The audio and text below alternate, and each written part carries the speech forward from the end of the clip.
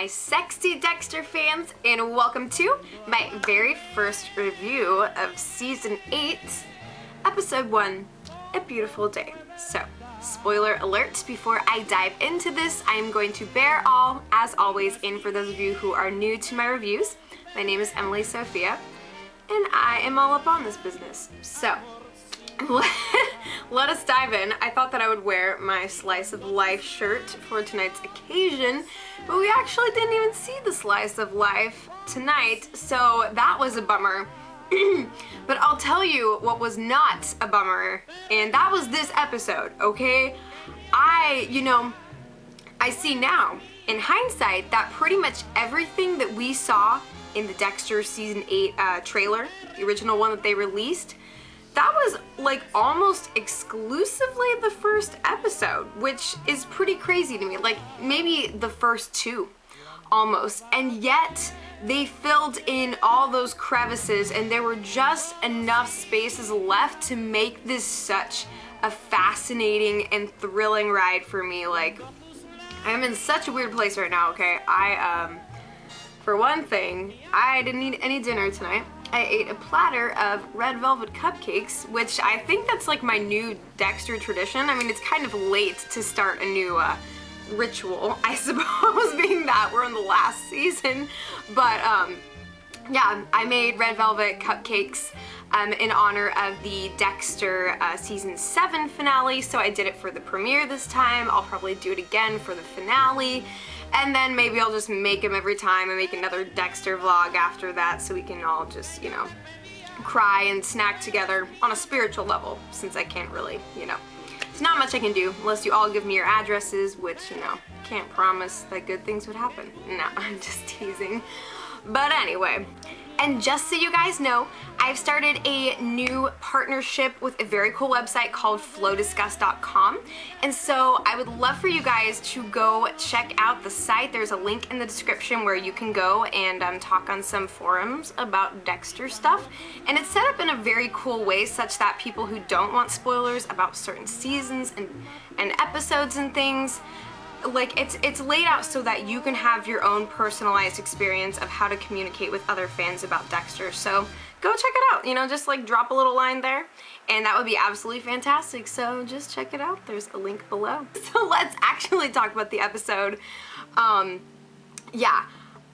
Okay, so the little featurette that they did at the very beginning actually wasn't very little. It was quite detailed, and we got to see all the friendly faces, you know, everyone from Christian Camargo to Julie Benz to Jamie Murray and John Lithgow, who I just love his passion for the show that he just radiates with. I mean, it's like, I feel like he and I need to be put in a room together, and we just need to, like, heart spew at each other, okay? You know, so. I feel like he is, like, my Dexter, like, soulmate in a way, not in terms of like characters, but it's just like I feel like he and I are on this wavelength. Like, I feel this, like, this energy flow when he's on the screen and he's talking about just how excited he is. And of course we also got to see Eric King. You know, we saw everybody on the red carpet, you know, some of those pictures, little interviews, but what I found weird is that they showed like all the freaking sex scenes in Dexter, like, all at once. And of course that was when my parents wanted to be in the area. You know, I warned them that this isn't the kind of show that they're gonna like. And they stick around, and then I get to just like 3, 2, 1, and they're screaming, you know. So it was just like sex, sex, sex, and it's, for me, that's not the draw of the show. It's like, personally, I preferred the show and it was like less sexed up. I mean, I was very surprised when Dexter had like the freaking hooker over at his house randomly. It's just like, yeah, life's normal and great. It's like, when were hookers ever your thing though? I mean, camouflage and all, but it's like, I don't know, I found that a little bit weird. But then again, it was also weird when he randomly banged that chick back in Nebraska in Season 6. So, whatever, Dex, do your thing. So, in your pants, it's your property, I guess. There's not much I can do about it. But, yeah, so that was a little bit awkward. But it was, I really love that they, you know, gave us that little nostalgia time, and then of course watching the review of season 7. I was in tears at the very beginning of the episode, right? Because we see that whole scene unfolds where, you know, Debra does what she's got to do. And then of course, you know, we slip right into the episode, A Beautiful Day.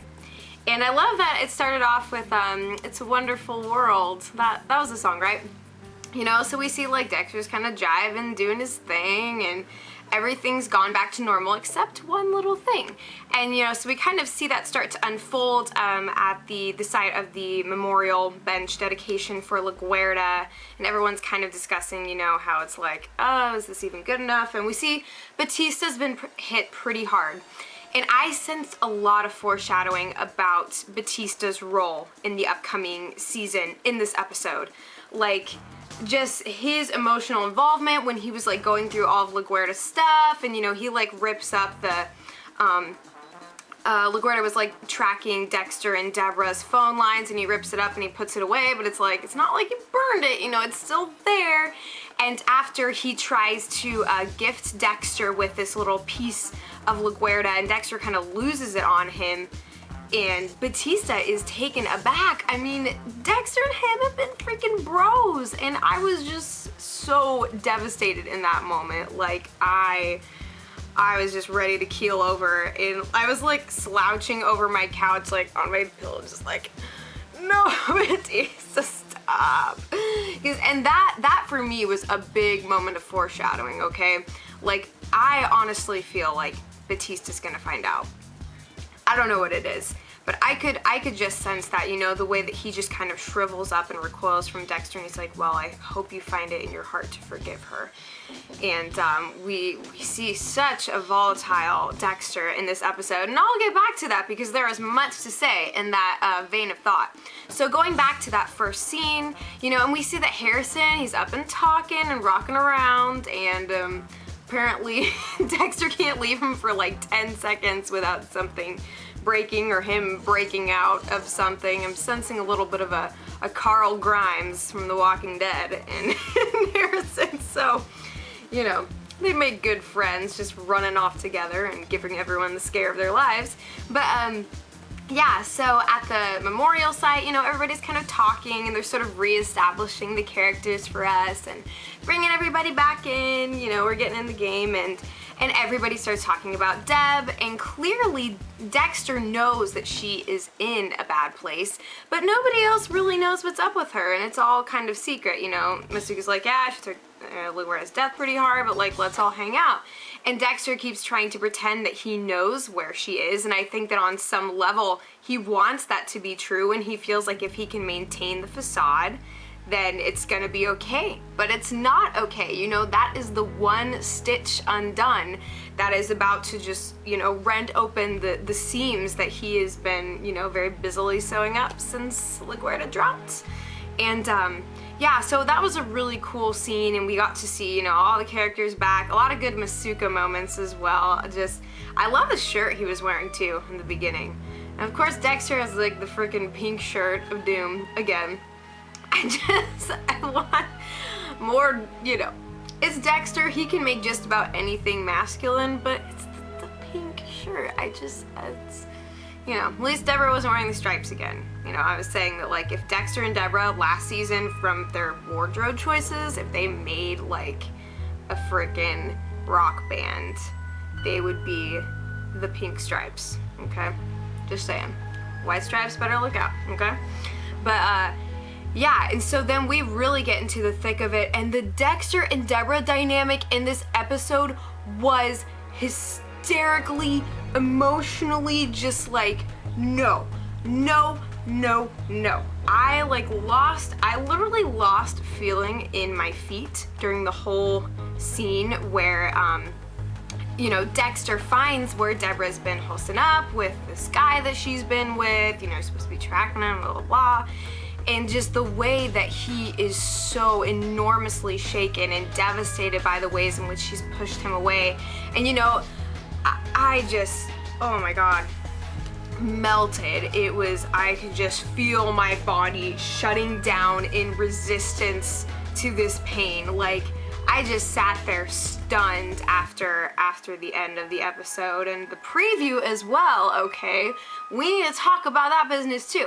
So, yeah, and as I had predicted, and many of us had, and we're sensing this and had gleaned this from different interviews, but Debra is really punishing herself, and she makes that glaringly clear to Dexter that she doesn't want to be saved. You know, Dexter's trying to swoop in and be her hero, and it was just so enormously tragic. That scene where he takes out the guy that Debra's been with. His name is totally slipping my skull.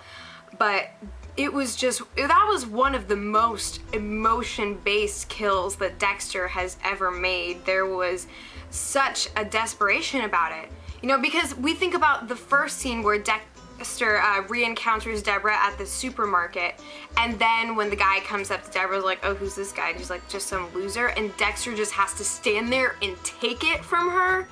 No, like, I thought he was just gonna, like, I could just see him knocking over all the cereal and just tearing stuff up. That's what, like, I wanted to do on his behalf. I just wanted to, like, grab him and shake him, be like, you need to go do something, and he does, you know. It comes full circle. And so when Dexter's back in that same position at the hotel room, he just freaking breaks down, because he's not gonna be just some loser again. He is completely and utterly unused to the concept still. He's so unused to the fact that Debra does not idolize and look up to him and need him and crave him anymore. And that breaks him to the core, and we see that, you know, like, he just throttles him and just knifes him in the gut right away. And it was just so tragic how Debra's like, you know, I felt comfortable with him, because the entire past season Debra could not. They were on pins and needles. I mean, suffice it to say, I mean, in case you guys didn't notice, there's a little bit of awkwardness last season, and just how desperate Dexter is to reclaim her and to save her and to be her savior again, and how he can't be that for her anymore. And to see, he was like on the cusp of tears, like half the episode, and that is just such a place, like, to see him in that state is just like the way that I was physically, emotionally, just everything within me just churning and breaking, like, I want to save you in this instant. It was just, and I was freaking pissed at Debra when she called, you know, it was like a complete reversal of the last season premiere, where Dexter successfully stops Debra from calling in, you know, a crime and a murder that is his fault, and they covered up together, and he's trying to do that again, like, okay, let's start over again.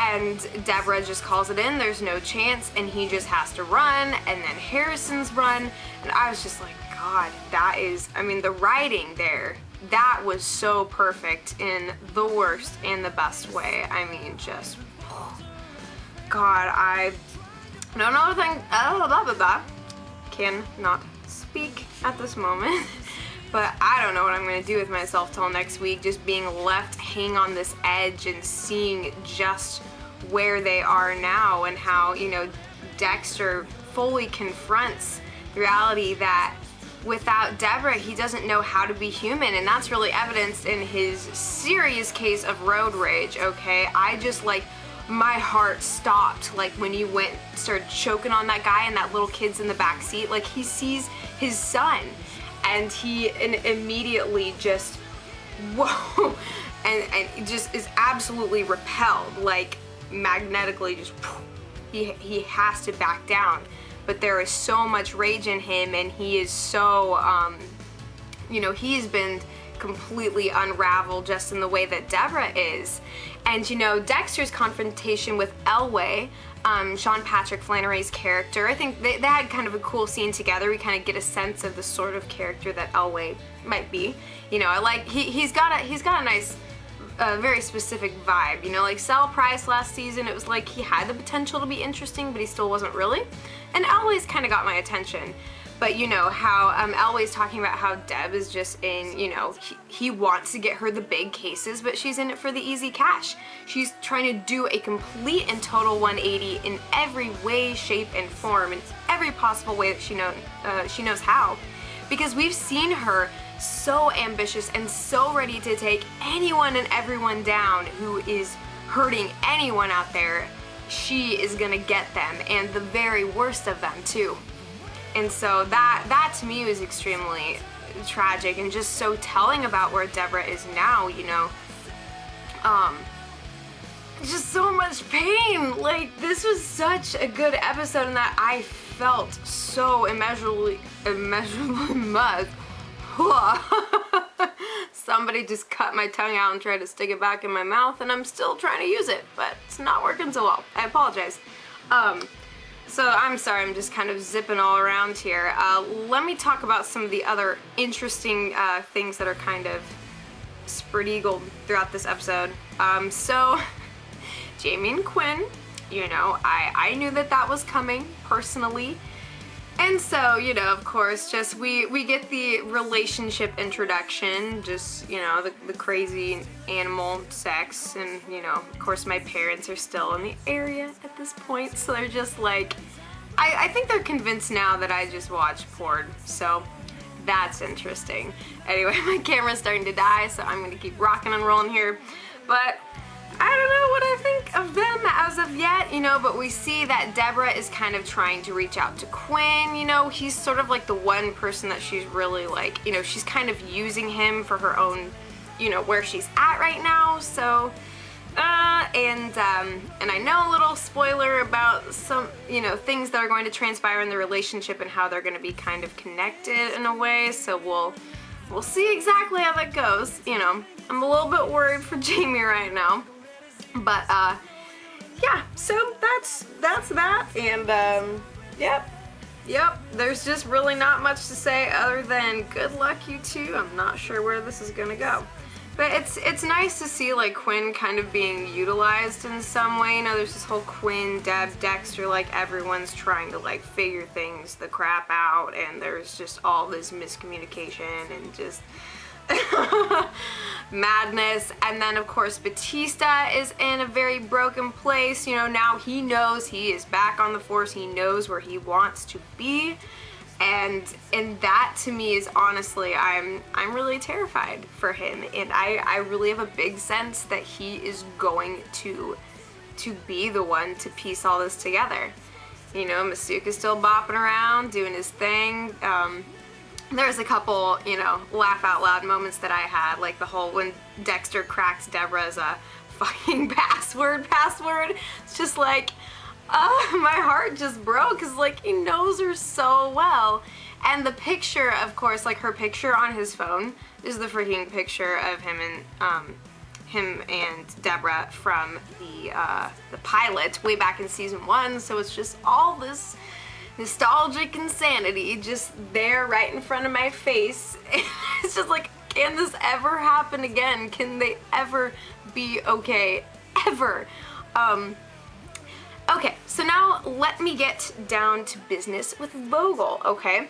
So one thing that's really kind of itching under my skin right now is that, so Matthews was the connection for Vogel, you know, to get in on the case with the brain murderer guy, and so I feel like Matthews knows something about Dexter. He knew the true nature of Harry's death, which was because of Dexter, and they were so close, and da-da-da. So I feel like we're gonna see, like, there's almost this Harry, Vogel, Matthews kind of thing. I feel like he's gonna be brought into that mix as well. That's just a prediction of mine, but we'll see. So I love the character of Vogel, and Rambling is just stunning. Like, I am getting chills just thinking about her. There is a Trinity-esque greatness about her character in the way she comes in. She is a freaking drama queen diva, and she knows what she's talking about, and she knows that she is getting under Dexter's freaking epidermis, okay? She knows exactly what she's doing, you know, and honestly, I kind of entertained this, and you know, I'm sort of 50-50 about it. when I step back from it, but I feel like she might be the brain surgeon murderer. Like, especially in the way that she's talking about the murderer to everyone, especially when she says, like, oh, and you know, I'm pretty sure this is a serial killer, and that they're probably feeling pretty good that, you know, they're being talked about right now. And Dexter's kind of getting a little bit hot under the collar, but it's like, there is something about that woman, and you know, it's definitely the cat and mouse thing. And just that scene that they shared together, you know, in the like examination room, just the lighting of it all, and the music was so freaky, and I just love the unpredictable nature of their connection. And I feel like in the end, you know, in the preview, she's talking about how she thinks that, you know, the brain surgeon murderer was one of her former patients. She wants Dexter's help, and this is her whole roundabout way of saying, hey, can you help a sister out? You know, I kind of made you who you are, so you should use your skills to help myself. But I feel like in the end, it's gonna be like, haha, as it turns out, it was me all along. You know, there is something about that woman. I've been watching this show long enough to know when those vibes are vibing. And they vibed all up in my vibe sensors, so. That was a very convoluted explanation, I apologize. But yeah, so I kind of think she's the murderer right now. And I am really excited to see how the relationship unfolds, how Vogel and Debra ultimately connect, and just, there is such a manipulative nature about Vogel that is so strong. You know, I was expecting for her to kind of have more of a maternal side to her, but you know, she's really putting on the show right now. She is working it, and she, like, I feel like she has had this planned out for quite some time. You know, she's dropping back into Miami, trying to weasel her way back into the department, and she's found the perfect way to say, hey, want to play? See, that's kind of the way that her character has been introduced. It reminds me of like the whole Ice Truck Killer introduction. And you know, at that point, Dexter did want to play, but now it's like, okay, really now? You know, he is not in a place where this makes any kind of sense, nor is this what he even remotely desires. He wants his freaking sister back. Somebody help, please. So I hope that Vogel is going to be someone who can bring them back together and just, I don't know. You know, we can't trust her. Can't entirely not trust her.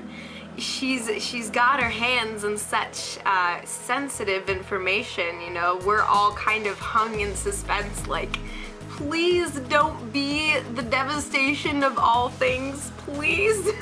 So overall, this was just a smashingly good episode, and the sugar is going through me, okay? As you can probably tell. Also, okay, so the preview for next week, Hannah McKay is back already? Or is this just fantasy? Is this in his head? You know, because I had heard that there was neither hide nor hair of Yvonne Strahovski on the set, and nothing was announced until like halfway through the season. So it's like, I don't know. That was kind of strange. I mean, unless they're hinting at things that are like way to come, but it doesn't make sense that they would do that for the promo for next week. So, you know, is it a vision of some kind? You know, we know that Dexter's mind works that way, so it's always possible that anybody and everybody can show up. I like how Christian Camargo said, like in his little interview, he likes how he can just kind of show up and be like, boo. There's a fun, dramatic nature about him as well, and just the whole cast of Dexter is just so delightful, and just the humor and the love and the zestiness in general of everyone is just today magnifique. So thank you so much for watching. Leave all of your thoughts and comments below, and just what got you good, what did you love the most, what was what. Just tell me, and I will be sure to get back to all of you as soon as I possibly can. I'm so thrilled. This season could not have been instigated in a better way. Yeah, so we've got a very volatile Debra, a very volatile Dexter. I love the cinematography at the end as well, where he's desperately trying to get the blood off of Harrison's little toy. and the whole, there's a very dizziness about it. Like, it's very symbolic of the confusion that Dexter is experiencing right now, and I am just so anxious to see reconciliation, because there is so much rage on Debra's part, and I think that Vogel's intervention is needed, because Dexter can't possibly begin to comprehend the nature of Debra's guilt. He just wants her to be okay. He wants him to be okay with her. He wants them to be okay with each other.